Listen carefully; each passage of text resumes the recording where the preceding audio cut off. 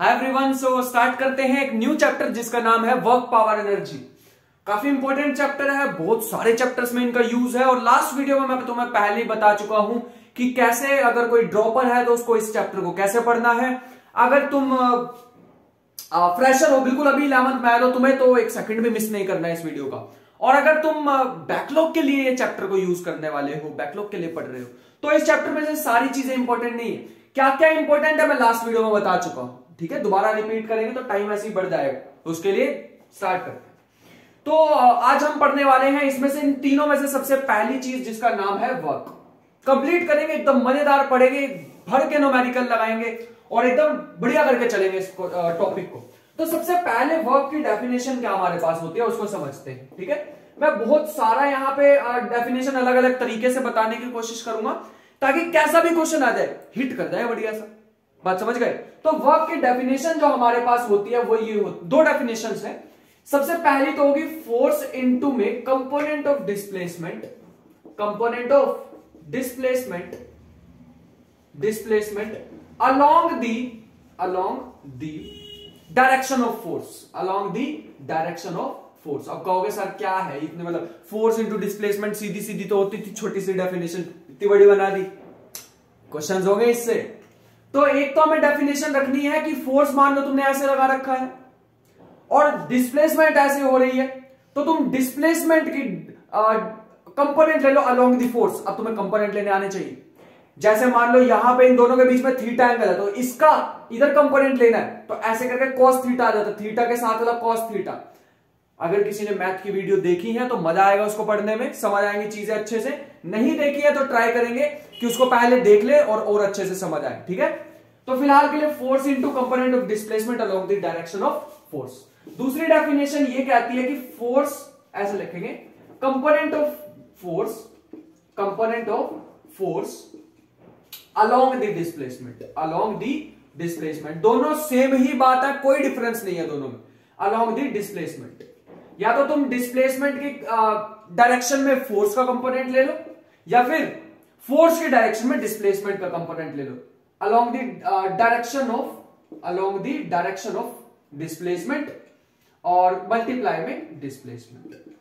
मेरे को पता है चीजें समझ नहीं आई होंगी, कोई दिक्कत वाली बात नहीं, आराम से समझेंगे, बिल्कुल आराम से समझेंगे, ठीक है। फिलहाल के लिए मैं तुम्हें इसका यूनिट बताने वाला हूं कि इसके यूनिट क्या होते हैं, ठीक है। यूनिट हमारे पास होते हैं वर्क डन के न्यूटन मीटर, यहां से ही देख सकते हो force into displacement.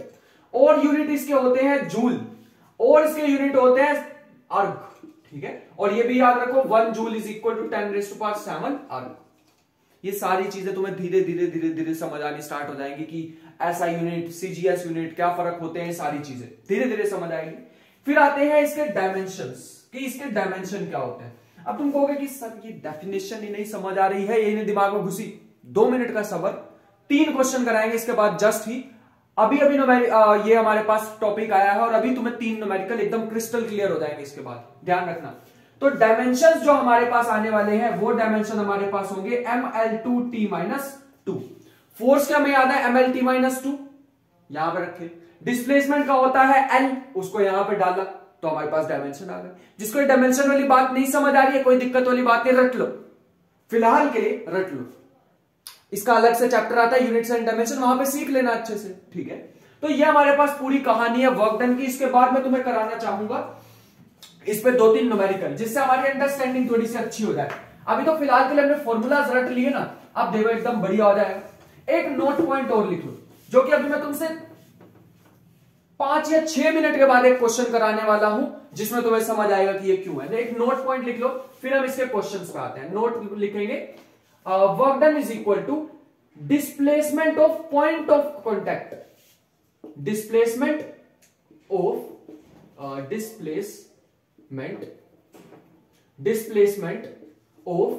Point of contact into में फोर्स। अरे इतनी देर से हम डिस्प्लेसमेंट करें, किसकी डिस्प्लेसमेंट? बॉडी की। हाँ, अगर वो रिजिड बॉडी होगी तो पूरी बॉडी चलेगी, अगर वो रिजिड बॉडी ना हो तो अभी समझ आएगा तुम्हें, अभी समझ आएगा। ये इस पे मैं तुमसे गलती कराने वाला, इस टॉपिक पे इस लाइन से अभी तुम्हें पता लगेगा। फिलहाल के लिए एग्जाम्पल लिखते हैं सबसे पहला। इस पहले एग्जाम्पल में मैं तुमसे 3 एग्जाम्पल कराने वाला हूं, तो ध्यान से करेंगे। अगर हमने ये कर लिए तो समझ लो कंसेप्चुअल अंडरस्टैंडिंग तो बन गई। मान लो ये 3 हमारे पास हेमिस्फेरिकल बाउल है, मैं लिख देता हूं कि ये क्या है, हेमिस्फीयर। हेमिस्फीयर याद रखेंगे, हेमिस्फीयर। तो इनमें मैं क्या करने वाला हूं, मान लेते हैं इनकी रेडियस अपने पास r, इसकी भी रेडियस है r और इसकी भी रेडियस है r। इस चीज को ध्यान रखेंगे। मान लो यहां पे एक बॉडी पड़ी हुई है m मास की, यहां पे पड़ी हुई है m मास की और यहां पे पड़ी है मास की। तीनों ही मेरे को क्या करनी है, यहां से उठा के यहां रखनी है, तीनों में, इस पॉइंट से यहां पे, इस पॉइंट से यहां पे, तीनों ही में मेरे को यही करना है। हाँ, तो तीनों मेरे को यही करना है। बात समझ आ गई? ठीक है। अब मैंने पहले में क्या किया, पहले वाले को क्या किया, फोर्स लगा रहा हूं ऐसे, हमेशा बॉडी कहीं भी हो फोर्स लगा रहा हूं ऐसे, ऐसे फोर्स लगा रहा हूं। तो तुम इसमें मेरे को बताओ वर्क डन। दूसरा केस, मतलब इसमें फोर्स कांस्टेंट है। कैसे कांस्टेंट है, उसकी डायरेक्शन फिक्स कर दी, हमेशा ऐसे ही लगेगा फोर्स, हमेशा ऐसे ही लगेगा, ऐसे करते करते करते करते करते ऊपर लेके जाएंगे। दूसरी सिचुएशन, फोर्स हमेशा ऐसे लगेगा, ऐसे ऐसे, फोर्स हमेशा ऐसे लगेगा, पैरेलल। देखो सारी लाइंस तुम्हें पैरेलल लग रही है, ऊपर नीचे हो सकती है लेकिन पैरेलल, मतलब यहां पॉइंट से यहां पॉइंट तक सारी डिस्प्ले, ये सारी लाइंस जो तुम्हें दिख रही होंगी पैरेलल। तीसरा क्वेश्चन, ये जब भी मैं फोर्स लगा रहा हूं तो टेंजेंशियल फोर्स, जैसे जैसे सरफेस चेंज होगा, जैसे जैसे सरफेस ऊपर नीचे होगा, वैसे वैसे फोर्स की डायरेक्शन भी ऊपर नीचे होगी। तीसरा केस है। तीनों केसेस में मेरे को वर्क डन निकालना, तुम कहोगे तीनों में सेम ही आना चाहिए, सिचुएशन तो सेम है लेकिन फोर्स की डायरेक्शन तो अलग अलग।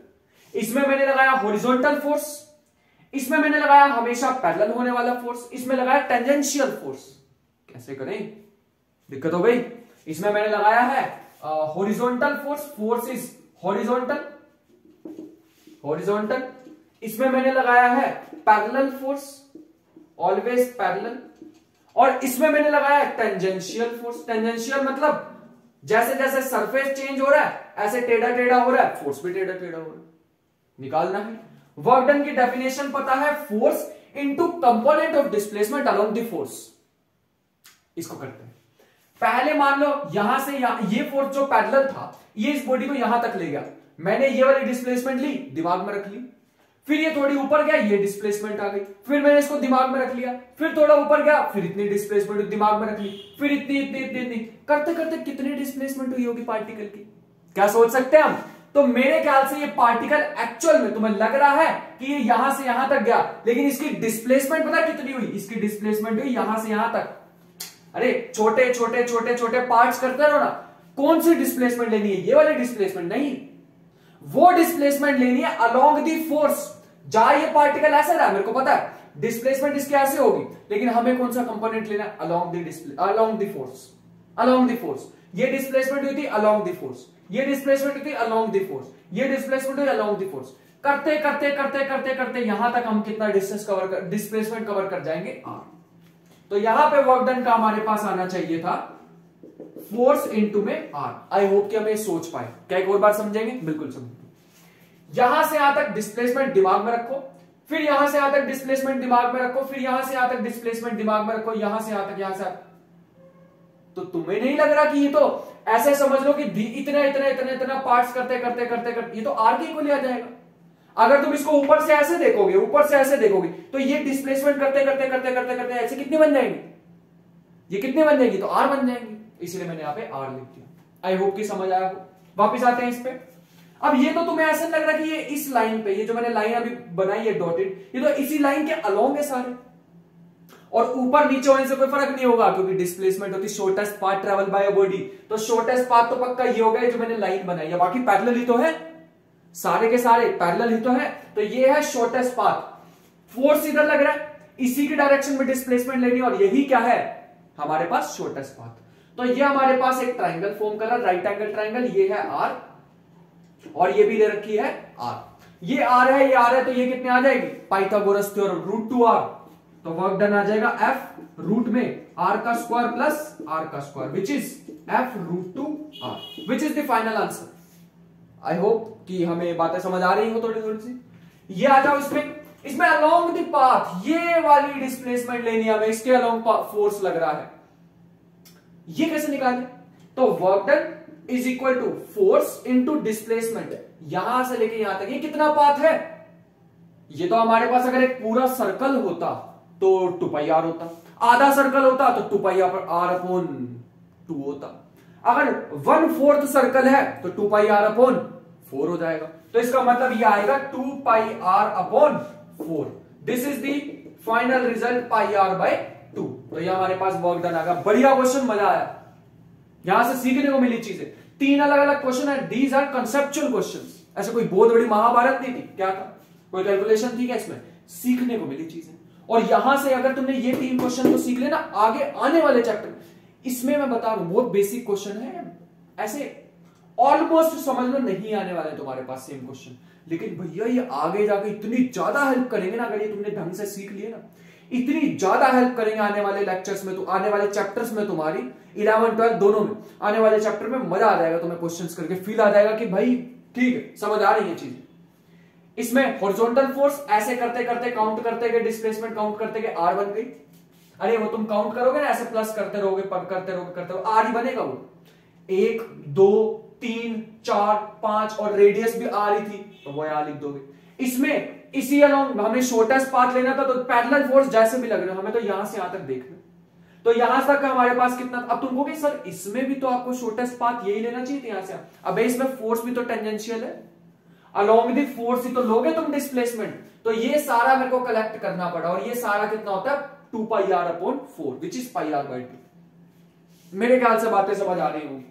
तो ये थी हमारे पास फर्स्ट डेफिनेशन, जो कि हमें बताती है, फर्स्ट डेफिनेशन हमें बताती है कि कैसे हमें फोर्स लेना है along the direction of displacement, या डिस्प्लेसमेंट लेनी है along the direction of force. क्या एक और बेसिक सा क्वेश्चन करा दे? क्या तुम ये वाले क्वेश्चन कर सकते हो कि अगर एक बॉक्स है उसमें 10 न्यूटन इधर फोर्स लग रहा है और इसकी डिस्प्लेसमेंट हुई है 10 मीटर, ऐसे क्वेश्चन कराने की जरूरत है क्या? 10 मीटर हुई है, ये एंगल दे रखा 30 डिग्री, तो तुम इसका वर्क डन निकाल के बताओ। क्या निकाल सकते हैं? बिल्कुल निकाल लें। देखो ये 10 है, 10 का इधर कंपोनेंट कितना आएगा? 10 cos 30। ऐसे क्यों किया? क्योंकि मेरे को अलोंग दी डिस्प्लेसमेंट मेरे को कंपोनेंट लेना था। मल्टीप्लाई में 10 आंसर, अरे मल्टीप्लाई कर लो, मेरा cos 30 रख देना यहाँ पे, √3/2 हो जाएगा। दूसरा मेथड करके दिखाएं, वर्क डन इनटू में force into component of displacement along the force. Displacement का कंपोनेंट लेना, फोर्स करो, अरे वो भी तो आएगा 10 cos 30, वो भी क्या आएगा 10 cos 30। बात तो सेम ही है ना, बात तो ऊपर वाली नीचे वाली सेम ही है, cos 30 तो दोनों में ही आएगा, तो सेम बात। कैसे भी कर लो तुम, जैसे करोगे फुल मार्क्स, मतलब कोई गलती होने के चांस ही नहीं। दोनों डेफिनेशन याद रखो, मेरे ख्याल से यहां तक कोई दिक्कत नहीं आने वाली है तुम्हें। लेकिन जो मैं नेक्स्ट कराने वाला हूं डेफिनेशन, वो बहुत इंपॉर्टेंट है। वो डेफिनेशन हमारे पास है कि दूसरी डेफिनेशन हमारे पास है कांस्टेंट फोर्स। इंपॉर्टेंट है, काम आएगी। ये जो मैंने तुम्हें कराया ना f cos थीटा कंपोनेंट लेने, इसको एक और तरह से भी कह सकते हैं। ये जो हमारे पास बॉक्स है, इसमें यहां पे फोर्स लग रहा था f, और इधर डिस्प्लेसमेंट हो रही है इसकी, और ये एंगल है थीटा। तो ये f का इधर कंपोनेंट आता है f cos थीटा, तो हम इसको लिख सकते हैं work done is equal to f cos theta into में डिस्प्लेसमेंट मान लेते हैं s इज द डिस्प्लेसमेंट। इसको मैं ऐसे भी लिख सकता हूं f डॉट s। ये s डॉट क्या मतलब है?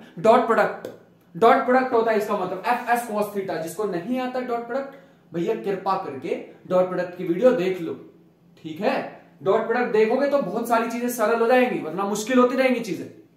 बात समझ गए? हाँ बढ़िया, समझ गए तो अच्छी बात, नहीं समझे तो क्या करें, समझनी पड़ेगी, ठीक है? तो force into displacement dot product की तरह भी इसको लिख सकते हैं। नेक्स्ट चीज हमारे पास, इस पे भी एक एग्जांपल कर लेते हैं ताकि अपना टॉपिक समझ आ जाए। जैसे मान लो तुम्हें फोर्स दे रखा है 2i कैप, ठीक है, लेकिन डिस्प्लेसमेंट हमें दे रखी है 2j कैप। हमें निकालना है फोर्स लग रहा है आई कैप की डायरेक्शन में। अच्छा, आई कैप होता है एक्स एक्सिस की डायरेक्शन, एक्स एक्सिस की डायरेक्शन, और जे कैप होता है वाई एक्सिस की डायरेक्शन। ऊपर लेके जाओ अपने आप को, वाई एक्सिस की डायरेक्शन। हमें निकालना है वर्क डन, तो वर्क डन होता है फोर्स इनटू में डॉट प्रोडक्ट डिस्प्लेसमेंट। इसमें नहीं लेने बैठ जाना अब कंपोनेंट ऑफ फोर्स, अबे ले तो लिया डॉट प्रोडक्ट, अरे वो जो component of force along the displacement कह रहे थे इतनी देर से, उसको डॉट प्रोडक्ट से रिप्लेस कर दिया इस बार हमने। अब देखो 2 इंटू 2 4 हो जाएगा, आई डॉट जे। ये आई डॉट जे क्या होता है? आई डॉट जे तो 0 होता है ना? तो ये हमारे पास डॉट प्रोडक्ट में हमने सीखा था हो जाएगा 0, इसका मतलब 0। ऐसा क्यों हुआ?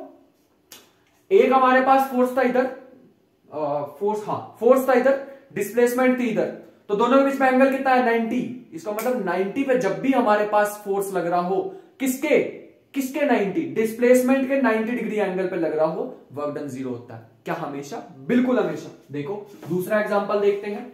एग्जांपल मान लो ये हमारे पास एक बॉक्स है, ये हमारे पास डिस्प्लेसमेंट हो रही है पार्टिकल की, मान लेते हैं यहां से यहां तक हुई है 10 मीटर, 10 मीटर है पार्टिकल, और नीचे लग रहा है mg। तो मेरे को कैलकुलेट करना वर्क डन बाय ग्रेविटी। क्या कहोगे? तो मैं तो सीधा सीधा लिख दूंगा 0, यहां पे 0, क्योंकि तुम जब इसका इधर कंपोनेंट लोगे तो आएगा ही नहीं। अबे mg का यहां कंपोनेंट लोगे तो कितना आएगा? mg cos 90, और cos 90 तो 0 होता है ना, तो खत्म। जब भी परपेंडिकुलर फोर्स आ जाए तो हम क्या करते हैं, वहां पे क्या होता है, वर्क डन आ जाता है 0। बात समझ आ गई? एक और मैं एग्जांपल तुम्हें लेना चाहूंगा इसका, 2 और एग्जांपल लेना चाहूंगा जिससे वैरायटी खत्म कर ले हम, ठीक है। एक एग्जांपल ये बन सकता है कि मान लो फोर्स तुम्हें दिया हुआ है 2i cap minus 3j cap minus 4k cap, और डिस्प्लेसमेंट तुम्हें दी हुई है -i plus 2j minus 3k। ये हमें दिया हुआ है, बात हमें समझ आ रही है? ये हमें दिया हुआ है और हमें कहा हुआ है कि वर्क डन निकालो। तो वर्क डन होता है फोर्स इंटू डिस्प्लेसमेंट, ठीक है। इन दोनों की डॉट प्रोडक्ट लेनी है, ध्यान से देखना कैसे करेंगे। डॉट प्रोडक्ट लेने के लिए एक चीज ध्यान में रखनी पड़ेगी, 2i cap minus 3j cap minus 4k cap, और डॉट यहां पे हमारे पास -i cap plus 2j cap minus 3k cap, ऐसे लिखना होता है। अब डॉट प्रोडक्ट मैंने सिखाई हुई है, एक और बार बता देता हूं कि डॉट प्रोडक्ट में i क्या होता है 1, लेकिन ij क्या होता है 0। जिसको नहीं समझ आ रही बेटा रिकमेंड में बार बार अपनी प्रमोट नहीं कर रहा हूं वीडियो को, कुछ चीजें होती हैं जो जरूरी होती हैं सच में, तो मैं डॉट प्रोडक्ट सीखना ही पड़ेगा, क्वेश्चन ही नहीं होंगे तुमसे, दिक्कत हो जाएगी। तो तुम्हारे फायदे के लिए बोल रहे हैं कि डॉट प्रोडक्ट की वीडियो एक बार देख लेना, अच्छी खासी बनाई हुई है और उसमें बहुत अच्छी चीजें बताई हुई है, तुम्हें एडवांस लेवल की चीजें बताई हुई है।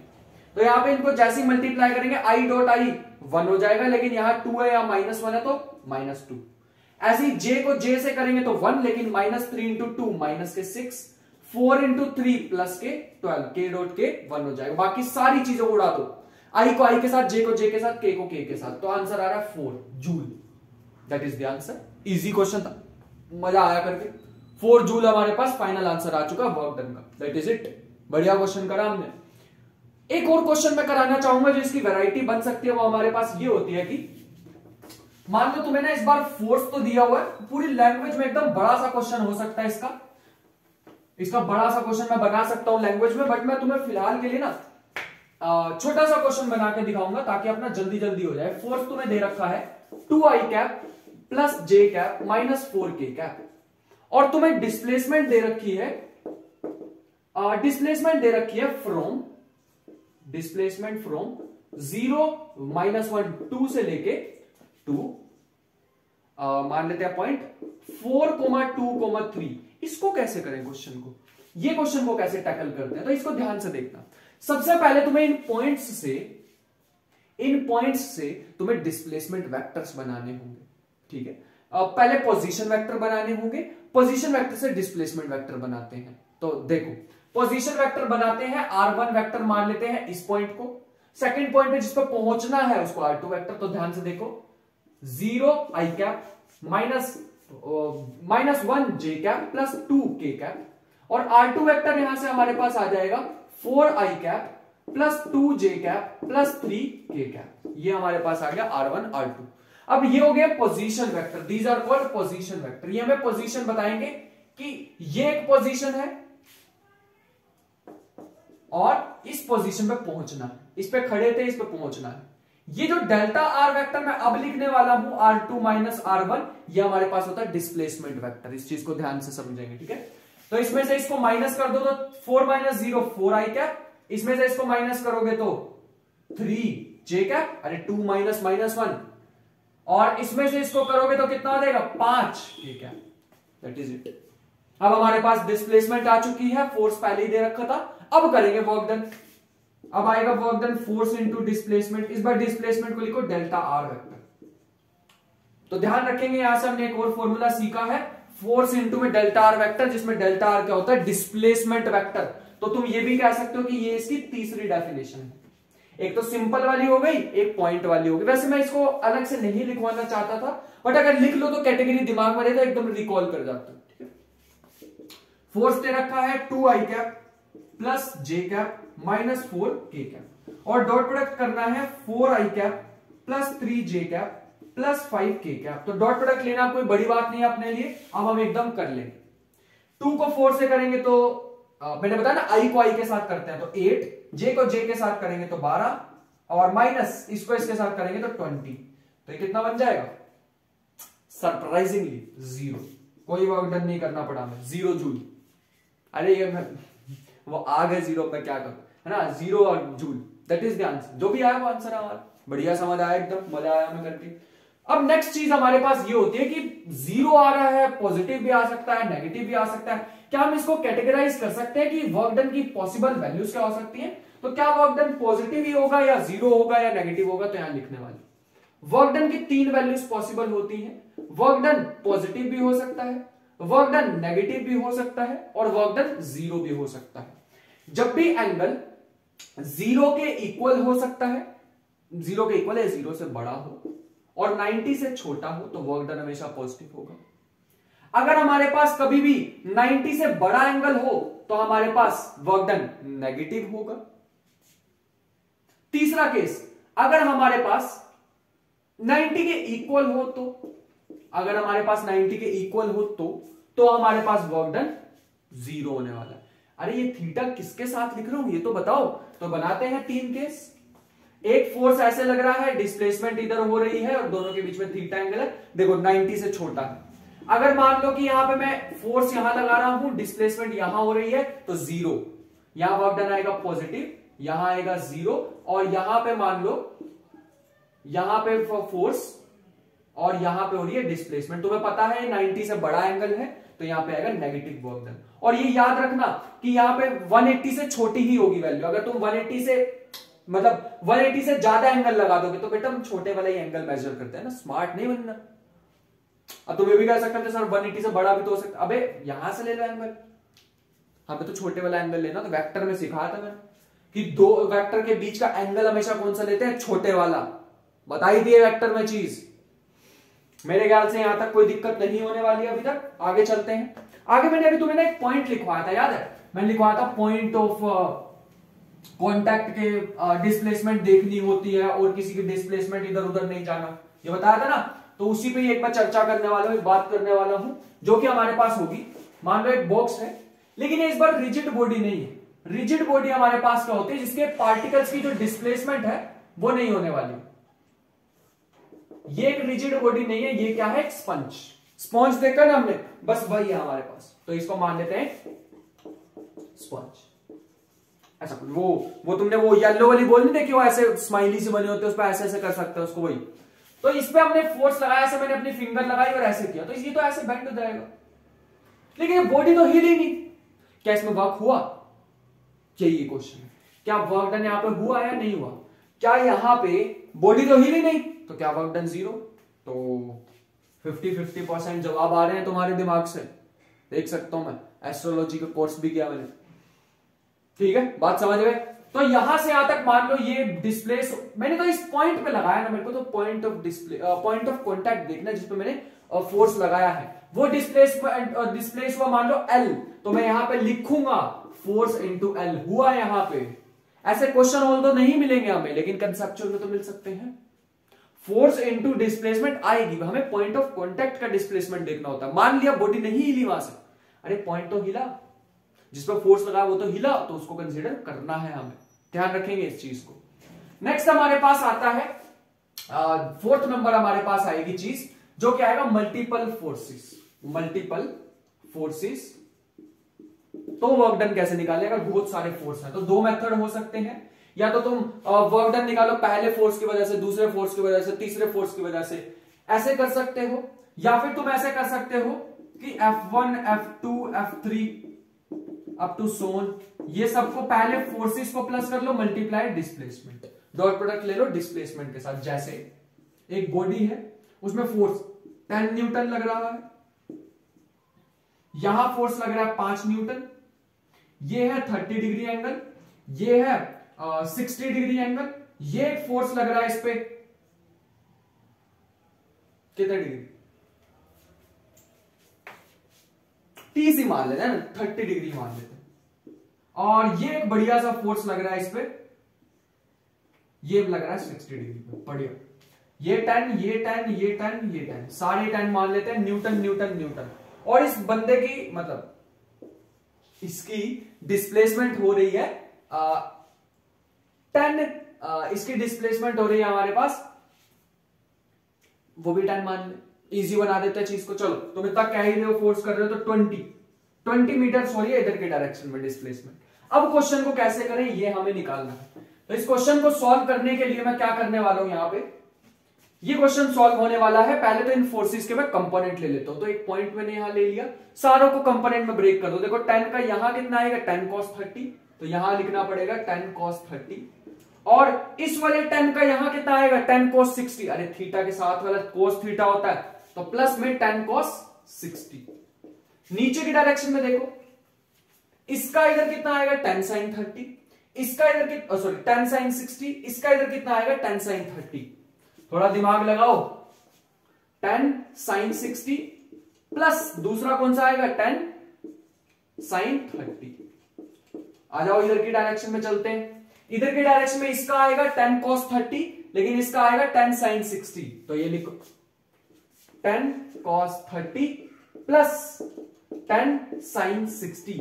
ऊपर की डायरेक्शन में आ जाओ, ऊपर की डायरेक्शन में क्या होगा, ये हमारे पास आने वाला है 10 cos 60 प्लस इसका इधर कितना आएगा 10 sin 60, 10 sin 30, that is it. सारे हमने ब्रेक कर दिए।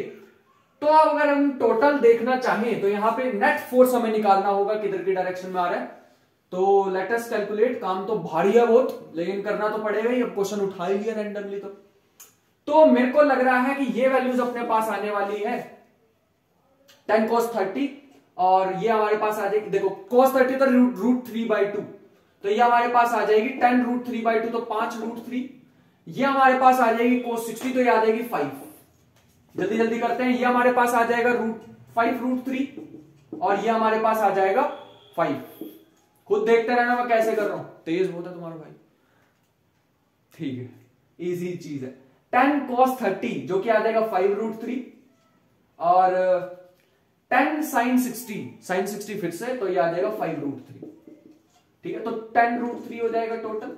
यहां भी मेरे ख्याल से सेम झमेला ही होएगा, यहां आ जाएगा 10, देखो यहां से आएगा 1/2, तो यह आ जाएगा 5, ये भी आएगा 1/2, तो यह आ जाएगा 5, तो 5 5 10, बढ़िया बन गया रिजल्ट। तो हम देख पा रहे हैं जैसे कि टोटल फोर्स नीचे की डायरेक्शन में लग रहा है ना, तो हमारे पास इधर की डायरेक्शन में हमारे पास नेट फोर्स लग रहा है नीचे की डायरेक्शन में। तो ये हमें दिख रहा होगा कि ये आ रहा है हमारे पास नीचे की डायरेक्शन में आ रहा है, दोबारा बनाना पड़ेगा। तो नीचे की डायरेक्शन में अपने पास आ रहा है 5 √3 प्लस 5 माइनस में 10। अरे नीचे ज्यादा है ना फोर्स, तो नीचे वाला माइनस ऊपर वाला। इधर की डायरेक्शन में देखो, मेरे को लग रहा है 5 √3, और ये तो हम मान के चलते हैं इधर की डायरेक्शन में, तो ये हमारे पास बन जाएगा 5 √3 प्लस 5 माइनस 10 √3, तो ये हमारे पास बन जाएगा। देखो अब डिस्प्लेसमेंट हो रही थी इधर की डायरेक्शन में, तो इस वाले फोर्स का तो कोई काम ही नहीं है, बताओ क्यों, मुझसे बताओ क्यों इस वाले फोर्स का कोई काम क्यों नहीं है। अब ये तो 90 डिग्री पे लग रहा है, डिस्प्लेसमेंट हो रही है इधर, ये लग रहा है 90 डिग्री पे, तो इसका कोई काम नहीं है, ये वर्क नहीं कराएगा, वर्क तो ये कराएगा। क्या क्वेश्चन थोड़ा मुश्किल हो गया है, क्योंकि रैंडम क्वेश्चन बना दो ना तो ऐसे ही होता जल्दी जल्दी में। तो ये हमारे पास इधर हमारे पास आ जाएगा, फोर्स हमारे पास आ रहा है 5 √3 माइनस 10 √3, तो माइनस 5 √3 प्लस 5, ठीक है। तो ये हमारे पास आ गया न्यूटन, और मल्टीप्लाई में डिस्प्लेसमेंट। तो अब हमने इधर की डायरेक्शन में फोर्स ले लिया, इधर की डायरेक्शन में मेरे को डिस्प्लेसमेंट पता है, वर्क निकालना कोई बड़ी बात नहीं है। माइनस के 5 √3 प्लस 5, और मल्टीप्लाई में डिस्प्लेसमेंट है 20, तो अब तुम कहोगे आपने इसका कंपोनेंट क्यों नहीं लिया बेटा, ये क्या झमेला किया, ये कंपोनेंट ही लिए सारे, इसलिए इतना झमेला हो गया। तो अब तुम कहोगे ये फोर्स क्यों नहीं लिया इतनी मेहनत से जो निकाला था, जरूरत नहीं, 90 डिग्री पे, 90 डिग्री के जितने भी फोर्स होते हैं वो जीरो वर्क करते हैं, वापिस आते हैं। यहां से मेरे ख्याल से 5 कॉमन आ जाएगा, 5 को मल्टीप्लाई करेंगे हम 20 से, तो ये हमारे पास आ जाएगा 100 और 1 minus √3 which is in joule. This is the final answer. तो मेरे ख्याल से तुम यहाँ पे देख पा रहे होंगे नेगेटिव में आंसर आ रहा है 1.732, जब इसमें से माइनस करोगे नेगेटिव वर्क डन। नेगेटिव आना भी चाहिए था बेटा, ये फोर्स ना, ये जो क्वांटिटी एक्चुअल में नेगेटिव है, फोर्स पीछे की तरफ है, डिस्प्लेसमेंट आगे की तरफ है। ऐसे कैसे हो गया? फोर्स पीछे की तरफ, डिस्प्लेसमेंट आगे की तरफ, ऐसा भी हो सकता है सर, फोर्स मैंने आगे लगाया, डिस्प्लेसमेंट पीछे। हाँ, एग्जांपल फ्रिक्शन, जब भी तुम किसी चीज को धक्का देते हो, धक्का आगे दे रहे हो, फ्रिक्शन पीछे लगता है, तो वैसे ही कुछ केस शायद यहां पे हो सकता है। मेरे ख्याल से बात तुम्हें समझ आ गई होगी। और अब हम चलने वाले नेक्स्ट चीज की तरफ, एक नेक्स्ट कैटेगरी को उठाते हैं जिसमें हमारे पास आएंगे वेरिएबल फोर्स। तो हम नेक्स्ट हेडिंग लगाएंगे वेरिएबल फोर्स। हाँ, तो नेक्स्ट अपने पास है variable force. Variable force, variable force में हमारे पास वर्क डन का फॉर्मूला, वैसे हमने मान लो छोटा सा वर्क डन कैलकुलेट करना है तो हमारे पास आ जाएगा फोर्स इनटू में छोटी सी डिस्प्लेसमेंट, फोर्स इनटू में छोटी सी डिस्प्लेसमेंट। अगर मुझे पूरा वर्क डन कैलकुलेट करना है, टोटल वर्क डन, तो टोटल वर्क डन कैलकुलेट करने के लिए क्या होता है, integration of dw which is integration of f dx। बात समझ गए? तो ये हमारे पास फॉर्मूला आ गया f dx। अगर f फंक्शन दिया होगा x का तो बस सीधा फॉर्मूला में डालूंगा, इंटीग्रेशन करूंगा, आंसर। लेकिन अगर वेलोसिटी चाहिए होगी, अगर वेलोसिटी का काम आ गया बीच में तो क्या करेंगे? तो भी हम इसको बना सकते हैं, क्योंकि मैं फोर्स को लिख सकता हूं ma। तो 2-3 फॉर्मूला लिखवाने वाला हूं, याद रख लेना। हाँ, तो 2-3 फॉर्मूलाज लिखने वाले हैं। वर्क डन आ जाएगा ma dx which is m dv by dt into dx। देखो dv by dx by dt हमारे पास क्या आ जाता है, लेट मी सी, हाँ बिल्कुल सही कर रहे हैं, dx by dt क्या आ जाता है v, तो ये हमारे पास बन जाएगा इंटीग्रेशन m v dv। एक ये फॉर्मूला भी याद रख सकते हैं। तीसरा फॉर्मूला देखो, एक तो ये फॉर्मूला हो गया, चलो मैं एंड में एक साथ ही लिखवा दूंगा। वर्क डन का एक और फॉर्मूला भी याद रख सकते हैं, m, ठीक है। अभी फिलहाल के लिए उस फॉर्मूला को मैं क्वेश्चन के साथ कराने वाला हूं, तो ये 2 फॉर्मूला याद रख लो, एक ये और एक ये 2 फॉर्मूला अगर हमें याद है तो हमारा काम बढ़िया से हो जाएगा। अब करने वाले हैं हम क्वेश्चंस। चलो अब हम करने वाले हैं क्वेश्चंस, वो भी बढ़िया वाले क्वेश्चन। तो देखते हैं। अच्छा, एक और क्वेश्चन रह रहा है, एक और क्वेश्चन चीज देखो, कभी कभी हमारे पास क्या होता है,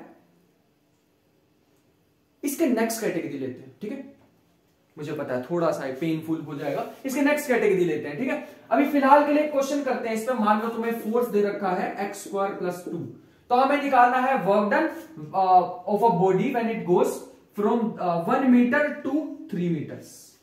हमें इसके लिए वर्क डन निकालना, तो कैसे निकालें? देखो, वर्क डन होता है फोर्स इनटू में डिस्प्लेसमेंट। कहां से कहां जाना है? 1 से 3। तो मेरे ख्याल से ये बहुत इजी क्वेश्चन है। तुम यहां पे लिखोगे x² + 2 इंटू dx, इंटीग्रेशन करो, आंसर पाओ। मेरे ख्याल से वो भी क्या होगा, होगा ओरली निकल जाएगा क्वेश्चन, बट फिर भी एक बार करा देते हैं।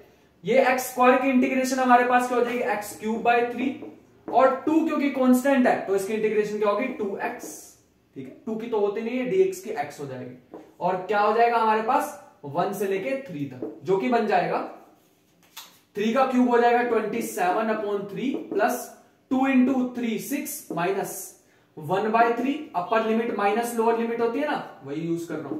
ये बन जाएगा हमारे पास 9 + 6 15 माइनस ये हमारे पास हो जाएगा 7/3, जो कि बन जाएगा 45 - 7/3 which comes out to be, ये हमारे पास आ जाएगा 38/3। This is the answer. जो भी आया है वो हमारे पास आंसर है। मेरे ख्याल से यहां तक बात समझ आ गई होगी।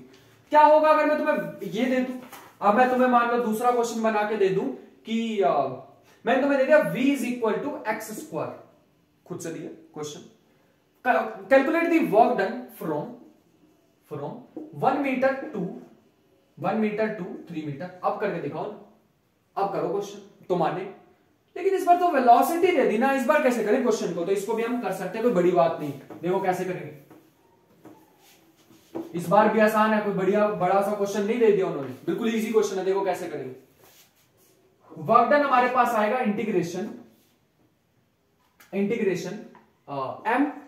वी डीवी, ये फॉर्मूला भी बताया था मैंने, यहां लिखा था। तो यहां के लिए हमें एम तो इसको बताना पड़ेगा, मास दे रखा है 10 kg, ठीक है, मास दे रखा है 10 kg। बस इतनी इंफॉर्मेशन काफी है। तो ये तो एम को तो छोड़ ही दो, एम को तो बाहर निकाल देते हैं। तो v की जगह हम लिख देंगे एक्स स्क्वायर, लेकिन dv का क्या करें? dv का क्या करें? dv को तो हटाना पड़ेगा, यहां x यहां dv, बात नहीं बनेगी। तो मेरे को v दे रखा है एक्स स्क्वायर, ये चीज उसमें अच्छी तरह डिटेल में बताइए कि ये कैसे कर रहे हैं हम चीज, ठीक है। इसको x के रिस्पेक्ट में मैंने डिफरेंशिएट किया, और तुम कह सकते हो मैंने किसी के रिस्पेक्ट में डिफरेंशिएशन नहीं किया, सिंपल मैंने डिफरेंशिएट किया। एक्स स्क्वायर क्या आ जाती है 2x, और x की एंड में कितनी आती है dx, ठीक है। तो यहां पे हम dv की जगह क्या लिख सकते हैं 2x dx। तो यहां से हमारे पास आ जाएगा 2m, m की वैल्यू डाल देते हैं हम, 2 इंटू 10 ही दिया, हाँ। कहां से कहां तक का? 1 से 3 x cube dx। x cube की इंटीग्रेशन हमारे पास होती है x4 वाले 4, 1 से लेके 3 तक, ठीक है। 4 भी बाहर भेज दोगे तो 5 आ जाएगा, और यहां बच जाएगा 3 की पावर 4 माइनस 1 की power 4, which is the final answer, और ये जूल में आ जाएगा। बात समझ आ गई यहां तक? So these are the formulas that we have to keep in our mind, अपने ही दिमाग में रखने इस फॉर्मूला को। सो नेक्स्ट मेथड हमारे पास है ग्राफिकल मेथड। अब ये ग्राफिकल मेथड में हम क्या करने वाले हैं, वर्क डन निकालना सीखने वाले हैं एक और तरीके से, एक न्यू तरीका आ गया, जो कि हमारे पास है work done is equal to area under f x curve. तो ये हमारे पास एरिया वर्क डन निकालने का एक और तरीका है कि जब भी तुम्हें कोई एफ एक्स कर्व दिखे, फॉर एग्जांपल ये हमारे पास एक ग्राफ दे रखा है, ये फोर्स है, ये डिस्प्लेसमेंट है, और कुछ ऐसा हमें ग्राफ दे रखा है, ये तो मैं रैंडमली ले रहा हूं, ये मान लेते हैं ये हमें एरिया निकालना है, तो this area will represent work done. अब ये निकालना कैसे है उसके लिए अलग अलग मेथड सीखेंगे। एक तो सबसे पहला मेथड है कि पॉसिबल जितनी भी ज्योमेट्री की शेप हो सकती है उसे कर लो। मान लो तुम्हें ये एरिया, ये जो शेप है तुम्हें ऐसे दे रखी होती, तो ये हम निकाल लेते हैं इसको डिवाइड करके। ये ट्राइंगल, ये हमारे पास एक क्वाड्रिलेटरल दिया हुआ है, ठीक है, ये 4 साइड जिसकी दी हुई ना क्वाड्रिलेटरल, तो इसको वैसे कर सकते थे, इसको ट्रेपीजियम कह सकते हैं। ये हमारे पास ट्रेपीजियम है, फिर ये ट्राइंगल है, शेप्स को ब्रेक करके वैसे निकाल सकते हैं, अभी बताएंगे भी कैसे निकालना। तो जितनी हो सके ज्योमेट्री की शेप को यूज करो। अगर फिर भी नहीं हो पा रही है बात, तो एक टूल है जो हमेशा यूज कर सकते हैं, दैट इज इंटीग्रेशन। भैया ये हमेशा यूज होंगे, याद रखना हमें। इसके लिए मैं एक और चीज सिखाना चाहूंगा तुम्हें, ठीक है, एक और चीज सीखेंगे, उसके बाद क्वेश्चंस पे आते हैं। याद रखना ये dr वेक्टर जो होता है ना, ये इन जनरल अगर मैं xy प्लेन की बात करूं, ये थोड़ी अच्छे क्वेश्चन की बात आ गई है, ठीक है, ये अब लल्लू क्वेश्चन नहीं है, अब जो कराने वाले बढ़िया क्वेश्चन की बात है। मान लो यहां पे थोड़ा सा मैं छोटी सी डिस्प्लेसमेंट मैंने की dx, इधर की डायरेक्शन में कितनी की dx, बात समझ आ गई। इसको मैं लिखूंगा कैसे, x की डायरेक्शन में जा रहे हैं, डिस्प्लेसमेंट है dx, तो यूनिट वेक्टर i कैप, तो इसको मैं ऐसे लिखूंगा dx i कैप, प्लस दूसरी डिस्प्लेसमेंट की मैंने y की डायरेक्शन में, कितनी छोटी सी डिस्प्लेसमेंट dy, तो इसको मैं लिखूंगा dy j कैप, क्योंकि मैं j की डायरेक्शन में जा रहा हूं। अगर नीचे जा रहा हूं तो माइनस j कैप लगा देता, अपने लिए कौन सी बड़ी बात है। ये क्या, एक तो रास्ता ये हो गया जाने का, एक रास्ता ये भी तो है जाने का, this is called displacement vector, यही तो यहां लिखा, बात चमक गई यार। ये दोनों ही रास्ते सेम ही फाइनल पॉइंट पे जाने वाले हैं, तो इसका मतलब ये दोनों चीजें, अगर ये चीज हमें समझ आ गई है, कर लेंगे बेटा बढ़िया क्वेश्चन निकल जाएंगे अपने से। और यहां ग्राफ से भी एक बड़ी सुंदर चीज तुम्हें दिखाने वाले हैं, ऑल्दो स्टार्ट हम धीरे से करेंगे, शूट कर जाएंगे एकदम तीसरे क्वेश्चन तक पहुंचते, बात समझ आ गई। तो ये हमारे पास चीज यहां तक पहुंच गए। उसके बाद चलते हैं, पहला एग्जांपल लेते हैं फोर्स और एक्स का। सबसे सिंपल क्वेश्चन, इससे सिंपल नहीं करा पाऊंगा मैं। मान लो ये हमें कर्व दे रखी है, ओरिजिन से पास कर रही है, ये 0 है, और ये हमें दे रखा है 10 मीटर, और यहां पे हमें कुछ दे रखा, यहां पे मान लेते हैं कोऑर्डिनेट दे रखे हैं, यहां पे 0 0, यहां पे दे रखा 1 0, यहां पे दे रखा 0 1। हमें निकालना है वर्क डन। कैसे निकालें, work done work done work, ठीक है निकल जाएगा। वर्क डन हम निकालने के लिए क्या करने वाले हैं, हम लगाने वाले हैं एरिया अंडर दी कर्व। तो एरिया अंडर कर्व ये तो है, मेरे को एक ट्रायंगल जैसी शेप लग रही है, तो इसका एरिया मेरे को निकालना है। यही तो एरिया अंडर दी कर्व, ये रही कर्व और इसके नीचे का एरिया, तो मेरे पास दिख रहा है half into base into height, half answer joule, that is it. कर लिया, मैं बढ़िया क्वेश्चन करा, मजा आया एकदम। दूसरा क्वेश्चन देखो, दूसरा क्वेश्चन हमारे पास कुछ ऐसा है कि दूसरा क्वेश्चन ऐसे दे रखा है, मान लो ये हमारे पास थोड़ा अच्छा क्वेश्चन करा दे, चलो आ जाओ बढ़िया क्वेश्चन करते हैं। ये वाई एक्सिस, ये एक्स एक्सिस और ये लाइन हमें दे रखी है, इस बार ध्यान से देखना, ये लाइन दे रखी है हमें, ये पॉइंट दे रखा है 1,0 और ये दे रखा है 0,1, बिल्कुल सेम क्वेश्चन। रुको, मैंने कुछ मिस्टेक तो नहीं की, नहीं कुछ मिस्टेक नहीं की, ठीक। तो ये हमारे पास 1,0 और 0,1 हमारे को पॉइंट दे रखे हैं, तो इसका मुझे क्या फाइंड आउट करना है, इस बार वर्क डन फाइंड आउट करना है। लेकिन कहानी में ट्विस्ट है, ट्विस्ट ये है कि तुम्हें इस बार फोर्स दे रखा है एक्स आई कैप प्लस वाई जे कैप। अब करो ना क्वेश्चन, ये वाला करके दिखाओ तो माने, फिर माने कि भैया तुम कर सकते हो क्वेश्चन, चलो आ जाओ। अरे कुछ भी नहीं है क्वेश्चन में, ध्यान से करेंगे तो कुछ भी नहीं है क्वेश्चन में। हमने तुम्हें वर्क की डेफिनेशन क्या सिखाई, हमने तुम्हें वर्क की डेफिनेशन सिखाई, क्योंकि ग्राफ दिया हुआ है तो फोर्स इंटू मल्टीप्लाई में छोटा सा डिस्प्लेसमेंट। बात समझ पा रहे हो? एफ हमारे को दे रखा है एक्स आई कैप प्लस वाई जे कैप डॉट डी आर की वैल्यू अभी बताई तो थी, डी एक्स आई कैप प्लस डी वाई जे कैप। बढ़िया भाई, आई डॉट आई हमारे पास क्या होता है 1, तो x इंटू डी एक्स, अभी बता रहा हूं इतनी देर से, तो ये बन जाएगा x into d x plus y into d y, तो कितना हो जाएगा y इंटू डी वाई। अब सोचनी है लिमिट, अगर मैं यहां पे एरो ऐसे लगाता, एरो लगाना पड़ेगा, एक चीज मैंने मिस कर दी, अगर मैं एरो ऐसे लगाता तो इसको x1 y1, इसको x2 y2, और अगर मैं ऐसे एरो लगाता तो इसको x1 y1, इसको x2 y2, तो यहां पे फिलहाल के लिए इसको x1 y1 x2 y2, ठीक है।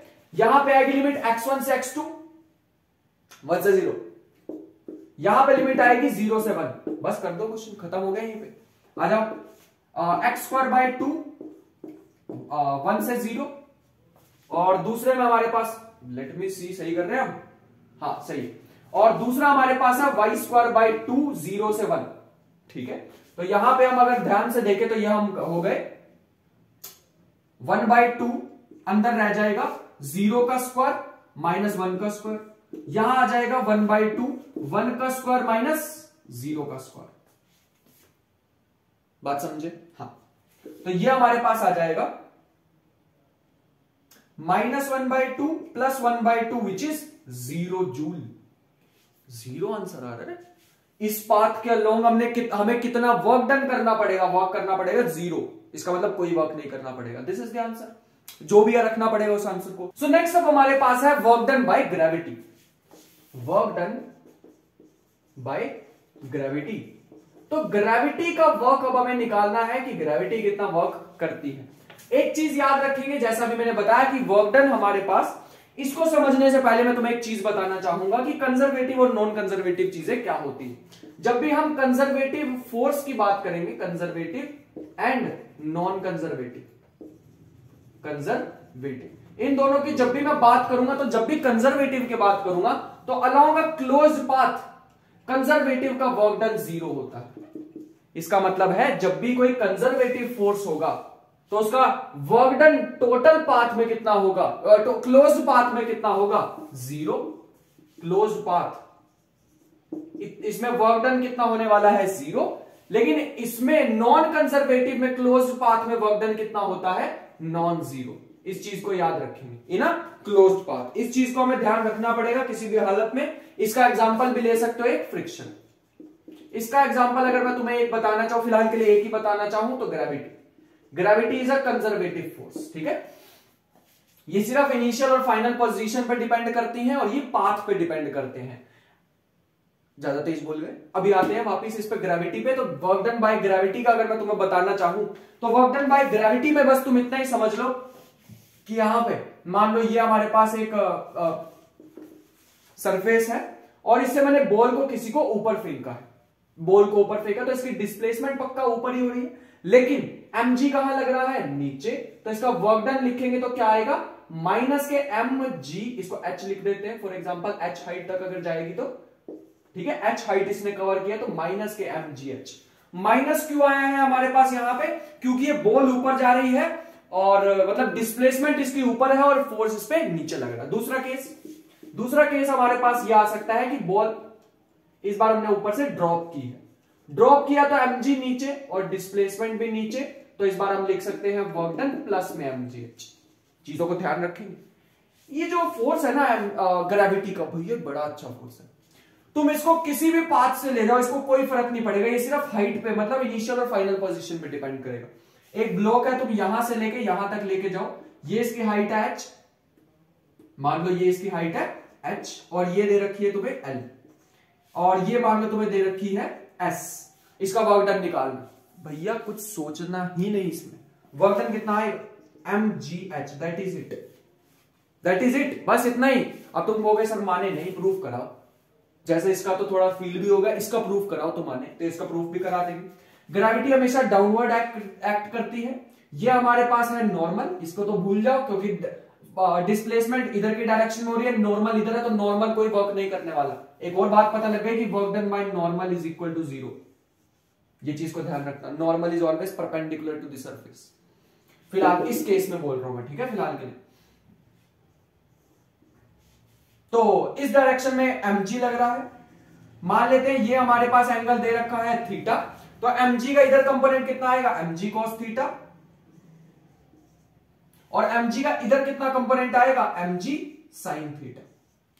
ठीक है, डिस्प्लेसमेंट ऊपर हो रही है और हमारे पास डिस्प्लेसमेंट ऊपर है, फोर्स नीचे है, तो हम लिख सकते हैं, पहले तो mg cos थीटा का कितना वर्क डन होगा, mg cos थीटा का work done bye mg cos theta, ज्यादा ही ऊपर लिख दिया मैंने, mg cos थीटा, इसका कितना वर्क डन हो रहा होगा, तो इसका मैं बताने वाला हूं, इसका वर्क होगा 0, क्योंकि डिस्प्लेसमेंट हो रही है इधर की डायरेक्शन में और फोर्स लग रहा है इसके जस्ट परपेंडिकुलर ये वाली डायरेक्शन में। दोनों में कितना एंगल है, 90 डिग्री का एंगल है, क्योंकि इसमें 90 डिग्री का एंगल है तो इसका वर्क डन 0 होने वाला है। लेकिन work done bye mg sin theta कितना होगा, mg sin थीटा कितना होगा, तो sin थीटा पीछे की डायरेक्शन में, डिस्प्लेसमेंट हो रही है ऊपर, तो हम यहां पे लिखेंगे minus mg sin theta into h, कितनी हाइट इसने कवर की, सॉरी इंटू s, जितना इसने कवर किया।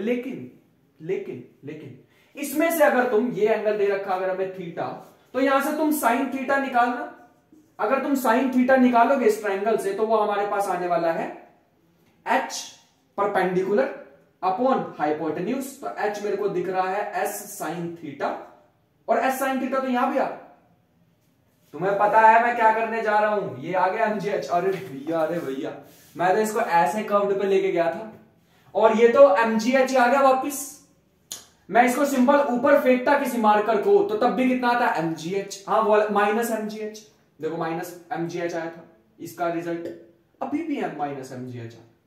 इसका मतलब ये जो ग्रेविटी है ना पाथ पे डिपेंड ही नहीं करती, तो इसका मतलब ये जो मैं अब बनाने वाला हूं, ये जो मैं अब बनाने वाला हूं तुम्हारे सामने, ये जो मैं अब बनाने वाला हूं, ये यहां पे एक बॉल पड़ी थी, यहां से मैंने ऐसे करके फेंकी, ऐसे करके नीचे आई, यहां पे लास्ट फ्लोर पे, ये हाइट तुम्हें दे रखी है h, कंफ्यूज करने के लिए देखो क्या करने वाला हूं, इसकी लेंथ l है, इसकी भी l है, इसकी भी l है, अप टू सो ऑन। बताओ work done by gravity, work done by gravity कितनी आएगी, तो तुम्हें बिना सोचे समझे बोल देना है mgh, because it is not path dependent, it depends on initial and final position. तो जब भी कोई चीज को तुम फेंको तो उसका वर्क mgh, जितनी भी उसकी इनिशियल पोजीशन और फाइनल पोजीशन में डिफरेंस दिखेगा, यहां पे और यहां पे कितना डिफरेंस दिख रहा है, कितना पोजीशन नीचे आया वो h, that is the answer. मेरे ख्याल से यहां तक बातें तुम्हें समझ आ गई होंगी और इस पे और चर्चा की जरूरत तुम्हें नहीं लग रही होगी, बात समझ आ गई वर्क डन बाय ग्रेविटी। अगला चलते हैं वर्क डन बाय फ्रिक्शन। ये फ्रिक्शन थोड़ी अजीब सी चीज है, इसको मैंने तुम्हें बताया था कि नॉन कंजर्वेटिव फोर्स में आता है, नॉन कंजर्वेटिव में क्यों आता है वो मैं तुम्हें बताता हूं, अब बताने वाला हूं कि फ्रिक्शन को मैंने अलग क्यों रखा, तो वर्क डन बाय फ्रिक्शन। अब एक काम करते हैं, मैं तुम्हें एक चीज दिखाता हूं। मान लो एक सरफेस है, यहां पे हमारे पास पड़ा हुआ एक मास, ठीक है, जो रफ सरफेस है हमारे पास। रफ सरफेस मतलब अगर मैं इस बॉक्स को इधर की डायरेक्शन में लेके जा रहा हूं, इस पे लगा रहा हूं एक एक्सटर्नल फोर्स, तभी तो ये चलेगा। बॉक्स को चलाने के लिए मैं एक्सटर्नल फोर्स लगा रहा हूं, तो इसके पीछे की डायरेक्शन में लगेगा फ्रिक्शन। फ्रिक्शन क्या करता है? फ्रिक्शन क्या करता है? चीजों को, रिलेटिव मोशन को अपोज करने की कोशिश करता है। मतलब ये बॉक्स आगे जाना चाहेगा तो ये फ्रिक्शन इसको रोकेगा, ठीक है। अगर मैं तुमसे पूछूं वर्क डन बाय फ्रिक्शन, और ये ब्लॉक मान लेते हैं गया है for example x distance cover किया इसने, अगर इसने एक्स डिस्टेंस कवर किया तो बताओ इसका वर्क डन कितना होगा? तो तुम कहोगे वर्क डन सर आ जाएगा, डिस्प्लेसमेंट हो रही है आगे, फोर्स लग रहा है पीछे, तो पक्का इसका माइनस म्यू एन एक्स आएगा। वर्क डन नेगेटिव आ गया, बात समझ गए? ठीक है, मान ली तुम्हारी। यहां तक तुम एक्स पे लेके आ गए। अब मैं इसको इधर की साइड ला रहा हूं, वापिस ला रहा हूं एक्स डिस्टेंस, उसी एक्स डिस्टेंस पे वापिस ला रहा हूं। अगर ये वो हमारे पास अगर ये कंजर्वेटिव फोर्स होता तो इसका आंसर कितना आने वाला था? 0। अभी प्रूफ भी कराएंगे कंजर्वेटिव का 0। इसका 0 नहीं आएगा, देखना क्यों। ये वर्क डन हो गया 1, ये वर्क डन 2 निकालते हैं। अब फ्रिक्शन इधर की साइड लगेगा, सॉरी हाँ म्यू एन। अब फ्रिक्शन पीछे की साइड लगेगा, अभी भी फ्रिक्शन इधर, डिस्प्लेसमेंट इधर, दोनों ऑपोजिट डायरेक्शन में, तो माइनस में आएगा, माइनस के म्यू एन एक्स। बात समझ पा रहे हो? अभी तुम्हें बताया था ना, जब भी 180 डिग्री पे दो फोर्सेस लगे तो उसके लिए नेगेटिव साइन आ जाता है। तो टोटल वर्क मैं निकालना चाहूं तो कितना आ जाएगा? माइनस के 2 mu N x, that is it. अरे यार ये तो 0 आया नहीं, ये तो 0 आना चाहिए था। जैसे मैं तुम्हें कंजर्वेटिव की बात करूं, ग्रेविटी अभी मैंने बताया कंजर्वेटिव फोर्स है, प्रूफ करके दिखाते हैं तुम्हें क्यों कंजर्वेटिव है। तुमने एक बॉल को लिया, h हाइट ऊपर फेंका, एक बॉल को लिया m मास की और h हाइट ऊपर फेंका, तो कितना वर्क करना पड़ेगा हमें पता है, नीचे लगेगा mg और h हाइट कवर करना है, तो पक्का इसका वर्क डन हमारे पास आने वाला है mgh। प्लस का माइनस का, सॉरी थोड़ी जगह ले लेते हैं, प्लस का माइनस का, ये आएगा हमारे पास माइनस mgh। अभी तुम्हें बताया 2 मिनट पहले, फोर्स नीचे डिस्प्लेसमेंट ऊपर, तो नेगेटिव साइन, ठीक है, दोनों अपोजिट डायरेक्शन में। और मैंने एक चीज को दोबारा, जब ये ऊपर पहुंच गया तो वापस नीचे भी आएगा, तो वापस ये नीचे आए, नीचे आने में फिर से इसने हाइट कितनी कवर करी होगी? h हाइट कवर करी। अब कितना वर्क करा होगा? तो अब इसने वर्क करा होगा प्लस में mgh, क्योंकि इस बार फोर्स भी नीचे, डिस्प्लेसमेंट भी नीचे। टोटल वर्क निकालो, इन दोनों को प्लस कर दो, वर्क 1 प्लस वर्क 2, आंसर आ रहा है 0। मतलब एक राउंड ट्रिप में जहां से चलो वहां पे वापस, ये जो कंजर्वेटिव फोर्स है, ये सारे के सारे कंजर्वेटिव फोर्स, ये सारे के सारे कंजर्वेटिव फोर्सेस का वर्क डन कितना होता है? 0 इन अ राउंड ट्रिप। अभी तुम्हें बताया work done of a conservative force is equal to 0, but non conservative force is not equal to 0। ये चीज को ध्यान रखेंगे। Around a close loop, around a closed loop, closed path, ठीक है, ये चीज को ध्यान रखेंगे हम, इससे ही हमारे बाकी के भी क्वेश्चन होने वाले हैं। अगली चीज पे चलते हैं, फ्रिक्शन के बाद। अच्छा, फ्रिक्शन का वर्क कभी पॉजिटिव हो सकता है क्या? फ्रिक्शन कभी पॉजिटिव वर्क कर सकता है? तो इसको भी सोचना पड़ेगा यार, ये भी क्वेश्चन बन सकता है तुम्हारे पे। क्या फ्रिक्शन कभी पॉजिटिव वर्क कर सकता है? ये क्वेश्चन है तुम्हारे लिए। तो question, can friction do positive work? Friction do positive work, सोच के आना है, बात समझ पा रहे हो? फ्रिक्शन पॉजिटिव वर्क कर सकता है क्या? तो इसका हिंट भी देने वाला हूं, 2 ब्लॉक सिस्टम में सोच लेना, शायद करे शायद ना करे, तो मैं बिल्कुल हिंट भी नहीं देने वाला हूं, सॉरी मैं हिंट नहीं, इसका भी सॉल्यूशन नहीं देने वाला हूं, हिंट देने वाला हूं कि इन ये 2 ब्लॉक्स हैं, इसमें भी फ्रिक्शन है, ये भी रफ सरफेस है और ये भी रफ सरफेस है। तो क्या इसमें कहीं पे, मैं टोटल फ्रिक्शन नहीं कह रहा, मैं पूछ रहा हूं तुमसे, फ्रिक्शन कभी भी नेगेटिव पॉजिटिव हो सकता है क्या? फ्रिक्शन का वर्क अभी तक तो नेगेटिव आया था, डिस्प्लेसमेंट आ गए, फ्रिक्शन पीछे, क्या पॉजिटिव हो सकता है क्या? सोचना। आधा तो आंसर बता भी दिया, अबे आधा आंसर तुम्हें बता भी दिया, आधा तुम्हें जानना है। उसके बाद लास्ट टॉपिक पे अपने मतलब आगे चलते हैं, जिसका नाम है work done by spring. Let me see, हाँ, work done by spring, by spring. तो स्प्रिंग का वर्क हमें निकालना है, बड़ी ध्यान से देखेंगे, 2 तरह से मैं निकलवाने वाला हूं। सबसे पहला मान लेते हैं यहां पे हमारे पास, ये हमारे पास ब्लॉक है और ये हमारे पास स्प्रिंग है और ये ब्लॉक है, अब मैं इसको इधर की तरफ खींच रहा हूं, बात समझ रहे हो? तो डिस्प्लेसमेंट इसकी पक्का हो रही है इधर की साइड, लेकिन इसमें फोर्स लग रहा है इधर की साइड kx, है ना? डिस्प्लेसमेंट हो रही है इधर की साइड, मतलब मैं इसको खींच इधर की साइड रहा हूं और ये अंदर की तरफ फोर्स लगा रहा है kx, और हमें पता है स्प्रिंग फोर्स का फॉर्मूला होता है माइनस के स्प्रिंग फोर्स का फॉर्मूला होता है kx। अब तुम कहोगे सर आपने नेगेटिव क्यों हटा दिया, माइनस kx ही पढ़ा हमने, बेटा डायरेक्शन इधर ले ली, डायरेक्शन इधर ले ली। तो अब मैं इसका वर्क डन निकालना चाहूंगा, तो वर्क होता है force into displacement, which is force into displacement vector quantity. Force इधर लग रहा है, डिस्प्लेसमेंट इधर है, इसका मतलब दोनों में 180 डिग्री का एंगल है, तो माइनस के kx into dx which is minus के हाफ kx स्क्वायर। अब कंफ्यूज मत हो, इसमें हमारे पास हमने दोनों की ऑपोजिट डायरेक्शन ली हुई है, इसीलिए वो अलग अलग रिजल्ट आ रहा है। अरे डायरेक्शन भी तो ऑपोजिट है, पहले इसकी डायरेक्शन इधर ले ली। दूसरा केस, मान लो इनिशियली एलोंगेटेड होती, तो इफ इनिशियली एलोंगेटेड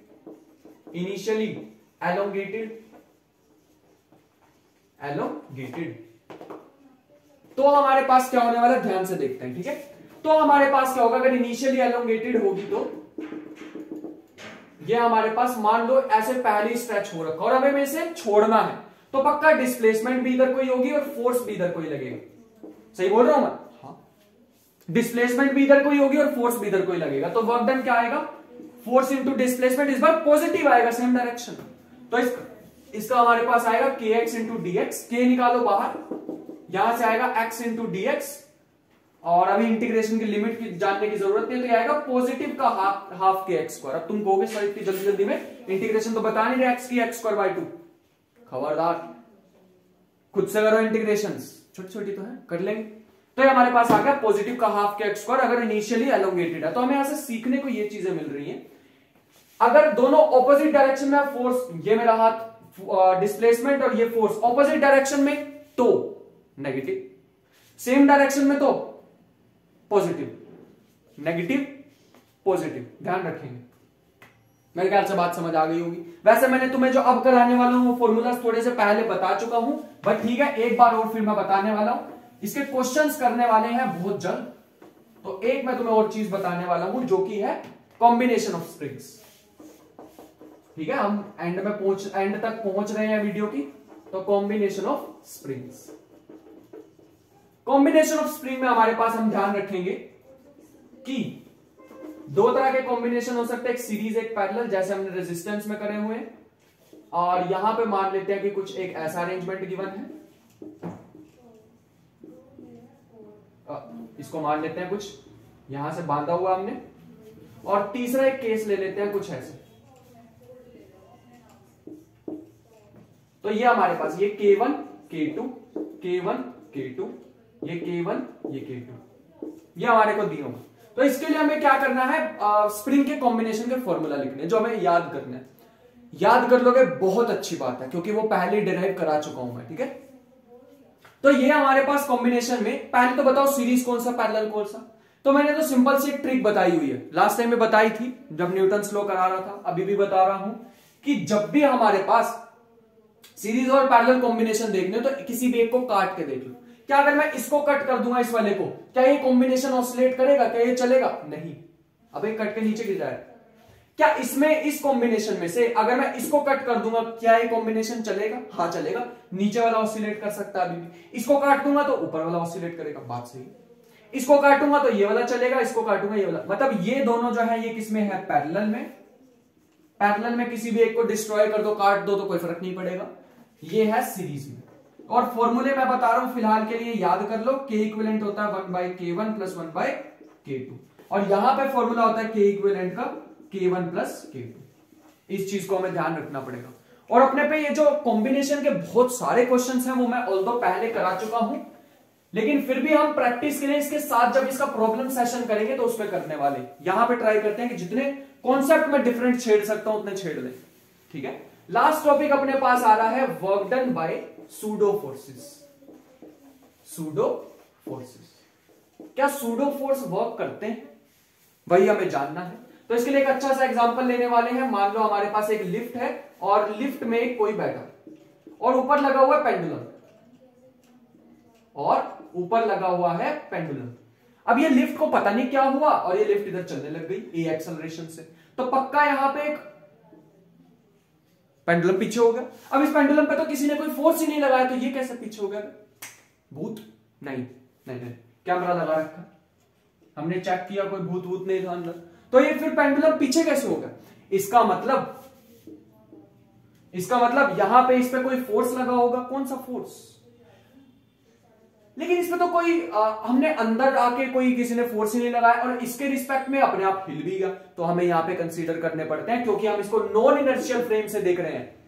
अरे बाहर से देखोगे फिर तो लिफ्ट इधर गई ही, ये जो रूम या लिफ्ट है वो तो इधर गई। अगर बाहर से मैं देखूंगा यहां खड़े होके फिर तो इधर जा ही रही है, अंदर खड़े होके तो नहीं पता लगेगा ना, तो अंदर खड़े होके मेरे को यूज करने पड़ेंगे सूडो फोर्सेस। तो हम मान के चलेंगे इसकी एक्सेलरेशन ए है, इसकी ऑपोजिट डायरेक्शन में। ये कौन सी होगी?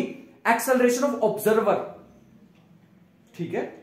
तो हम यहां से लिखने वाले हैं वर्क डन, हम लिखने वाले हैं work done is equal to force into displacement. याद रखेंगे, फोर्स इंटू डिस्प्लेसमेंट। फोर्स कहां लगा? फोर्स कहां लगा? एम में, पीछे की डायरेक्शन में। डिस्प्लेसमेंट कहां हुई? उधर की ही डायरेक्शन में। अभी मान लेते हैं कि डिस्प्लेसमेंट बहुत छोटी सी डिस्प्लेसमेंट है, ठीक है, बहुत छोटी सी डिस्प्लेसमेंट हुई, वरना और बहुत सारी चीजें कैलकुलेट कर सकते हैं। इनिशियल वेलोसिटी दिया, फाइनल बताओ, वर्क एनर्जी थ्योरम अगले में ही कराने वाला हूं। फिलहाल के लिए याद रखेंगे एफ इंटू में डिस्प्लेसमेंट मान लेते हैं एस। अभी मैं निकालने को नहीं कह रहा हूं, डिस्प्लेसमेंट जो भी होगी निकाल लेंगे। फोर्स का फॉर्मूला है एम ए इंटू एस, हमारे पास डिस्प्लेसमेंट है, and that is the answer of this problem, ठीक है, that is the answer of this problem. अभी मैं नहीं कह रहा कि यहाँ पे तुम डिस्प्लेसमेंट निकालो या ऐसा कुछ करो। हाँ, फिलहाल के लिए मैं ये जरूर कह देता हूं, बता सकता हूं तुम्हें कि ये अगर हमें इसकी इनिशियल काइनेटिक एनर्जी 0 है फॉर एग्जांपल, तो फाइनल काइनेटिक एनर्जी कितनी हो जाएगी अपने आप, वो हमें निकालने के लिए कहें तो हम यहाँ पे वर्क एनर्जी थ्योरम का यूज कर सकते हैं, जिसको हम नेक्स्ट क्लास में कंटिन्यू करने वाले हैं। तो आई होप कि यहां तक चीजें तुम्हें समझ आई होंगी और जितने मैक्सिमम कॉन्सेप्ट मैंने कवर करने की सोची थी मैं सारे के सारे कर चुका हूं। जितने मैक्सिमम कॉन्सेप्ट मेरे को छेड़ने ने सारे कर लिए, इसके बाहर कुछ नहीं आने वाला वर्क में। वर्क के ज्यादा ही करा दिए, क्वेश्चन कम नहीं कराए। सो आई होप कि तुम्हें चीजें समझ आई हो। मिलते हैं नेक्स्ट वीडियो में जिसमें मैं एनर्जी के बारे में तुम्हें बताने वाला हूं। एक तो work energy theorem, potential energy और कंजर्वेशन ऑफ एनर्जी, तीनों चीजें एक ही वीडियो में। उससे नेक्स्ट आएगी जिसका नाम होगा पावर। तो ये सारी चीजें धीरे धीरे डिस्कस करने की कोशिश करेंगे। तो मिलते हैं नेक्स्ट वीडियो में, तब तक के लिए keep learning, be curious, bye bye.